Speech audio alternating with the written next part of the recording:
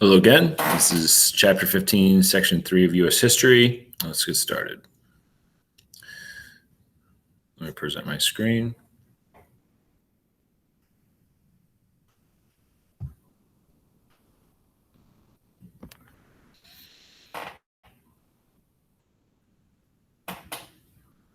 All right. So the reform continues. Teddy Roosevelt creating the national parks system. He is taking on the coal miners industry. He's taking on busting trusts. He wants to make it fair for people to be able to work in this country and make an honest wage. So what is a reformer? They're people who want to change. What is a muckraker? They are the people who are the journalists who are exposing things about our country that people didn't always know about. And what is capitalism? Well, capitalism is essentially the thing that it's businesses are not controlled by the government and they are free to do what they want. Socialism is a little different. There's some government control, and communism is all government control. There's no free business. So Teddy Roosevelt did not run for a second term, so he supported William Taft. Taft was less forceful. Some believed he favored big business. Some believed he did not do enough to protect national parks and forests. And Roosevelt wasn't happy, to say the least. So something that got in place was the federal income tax paid to the government by working people. The Populist Party wanted a federal income tax with the wealthy paying more than the poor. In the 17th Amendment, U.S. senators must be directly elected by the voters, not chosen by the state and lawmakers. So these are important things that happened during this time period. All right. So in the 1912, Taft is a Republican Party candidate. Woodrow Wilson was the Democratic Party candidate, and Theodore Roosevelt ran after Taft's first term. So he got him elected, and then he said, you know what? I don't like how things are rolling. I'm going to run too. He did not get the Republican nomination, so he ran under what's called the Bull Moose Party, a party he created himself. And Woodrow Wilson ran as the Democratic Party. So he ran, and so he basically was saying that Taft was not progressive enough. So that's the main reason why he was running. Taft and Roosevelt had similar ideas, and it caused the split. So imagine having a pie, and the Republican Party has 60% of the vote, and the Democrats have 40%. But then in comes Teddy Roosevelt, and he takes 30% of that 60%. Well, if you have 30, 30, and 40, who is the winner? Woodrow Wilson, who had the bigger piece of pie, even though he didn't get the majority of the popular vote. So Woodrow Wilson ended up beating Taft and Teddy because Taft and Teddy were both very similar candidates. So Woodrow Wilson's reform passed while Wilson was these are the things that he passed while he was in office. There were lower tariffs or taxes on foreign goods. He graduated income tax began. Price fixing or companies working together to raise or lower prices of an item ended. And the rights of unions and workers were protected. These are important things that we see still today. All right. Federal Reserve System. In 1830s, hundreds of small banks collapsed, wiped out life savings of many customers, gave federal government control over the banks, and the central banking system was created. Banks kept portions of money in a regional bank, and there was 12 regional banks. This restored American citizens' confidence in banks. And this is a big issue that we're going to see over and over and over again, that banks get into trouble and the government has to step in and do something else to make people have confidence back in the banking system, so they keep putting money in the bank, and banks can keep giving loans out to people, and people can still create businesses and be able to have capital when if they need to take out a loan. So Federal Trade Commission gave federal government power to uncover unfair business practices and take them to court. They monitored businesses and they controlled business activities that are unfair and limited competition. Still under Wilson, segregation continued. African-American workers had to use separate offices, shops, and restrooms, and it was not strong on social reform. So even though Wilson did a lot of good things in office, he also did a lot of things that were not so great. And this is one of them. He did not address social reform whatsoever. He didn't want to hear about it. So many people were against the use of alcohol.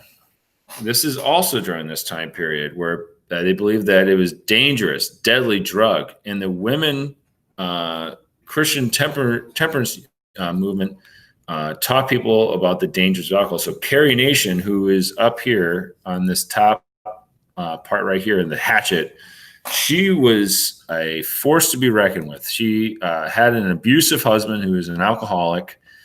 And so when she divorced him, she vowed to try to keep the spread of dangers of alcohol throughout this country. And she carried around a hatchet, and she would go into saloons and just break up all the whiskey bottles they were carrying on the shelf. And she was 6 foot tall. She was a huge person, very intimidating person. And she had all the right intentions, in my opinion, but there was never a compromise. There was always using fear to get people to do what she wanted them to do. And usually it does not work out very well for people for a very long period of time. So that's a good question. I'll have that on why do you think mostly women who were against alcohol? So in 1919, the 18th Amendment was approved. Illegal to sell and transport alcohol in the United States, known as prohibition, was not allowed. And this is a huge marker in our history because alcohol is so prevalent, and it's even more prevalent when you are an immigrant. Immigrants loved to have a beer on Saturday or Sunday during their day off. That they thought of it as, being American in a lot of ways. But the beer that a lot of Germans and Irish had brought their recipes for beer over with them, and they were brewing that beer, and it felt like that was part of their culture as well. So prohibition was not just try to stop people from drinking and being dangerous to their family. It also had a lot of undertones of discrimination of especially people who are Catholic and Catholic immigrants. And you're going to see that same hostility in the upcoming elections that they attack the Democratic candidate's Catholic faith, and how it's going to be a huge deal. And I think it's going to be an interesting discussion point later on in class. So there's also another movement called the women's suffrage movement, and it's the women's right to vote. So that's a huge deal because they're the last minority group. And it's hard to call them a minority because there's half the country or women that did not have the right to vote. Now, there were states that had women's suffrage. A lot of states had women's suffrage already, but they wanted the right to vote just like everybody else. So in 1916, Wilson ran for a second term. He told voters that he supported women's rights. When he was elected, he did not act quickly. He did not take action to give women the rights, so women protested in front of the office until he finally gave them a right to vote. So Carrie Chapman Catt argued that women voters were needed to bring about progressive reform. Catt and her followers decided to gain suffrage rights in each state. By doing this, they believed they could get a federal law passed. And that's true with a lot of things. Like you see this all the time with most recently was gay marriage and legalizing weed. Those were the two campaigns that recently that we see that they went state by state and tried to pass these new laws to help be a little more progressive in their by a state basis, and then eventually the federal government would catch up. So in 15 states had full suffrage and 14 states had partial suffrage, which is only 29 states. The 19th Amendment gave women throughout the United States the right to vote. So we had 29 states, which is approximately half, a little over half, but that's not enough. Like, that means that approximately 21 states didn't have did not give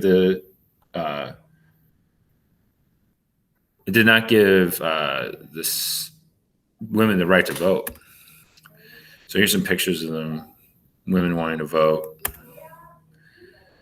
So going back to Prohibition, secret ways were found to make, sell, and transport alcohol. Lots of money was involved. Gangs and crime was growing rapidly, and especially in the cities. In 1933, the 21st Amendment repealed and got rid of the 18th Amendment. This was a very joyous occasion because people missed alcohol. That's a understatement. People missed having a beer that didn't have to hide. It was a thing. It was a cultural thing too. People thought of it as being American, and so I always tell the story that my great grandfather was a bootlegger. He owned a tavern, and when he was approximately 16 years old, his parents both died, and he had 4 brothers and sisters that he raised. And then he got married at 19, so he was raising his brothers and sisters, and he was also raising his own children with his wife. And they had this tavern that their parents had owned, and he was still running the tavern, and his uncles were putting their name on the liquor license. Well, when the 18th Amendment happened, he had a choice to shut down the tavern or to make beer illegally. Well, he chose to make beer illegally. He actually went to jail for a little bit. And this is just a nice anecdote that when he got out of jail a couple months later, he decided that he will never go to jail again. But he continued to make beer. Now, he didn't go to jail again. And this is a good story. This is a funny story of how he did it. He said that every Friday at 6 a.m., the mayor of Kenosha, Wisconsin, the chief of police, the judge, and every important person that would have the ability to shut him down had a 6-pack of Ambrose beer delivered to their doorstep, like the milkman. So every week, everybody had a 6-pack of beer. Not everybody, most of the important people, important officials, and he never had gotten arrested ever again. I think that that just goes to show you how ridiculous people thought prohibition was. That they just didn't think it was a law that needed to be followed. They only were following it because it was pushed downhill to them.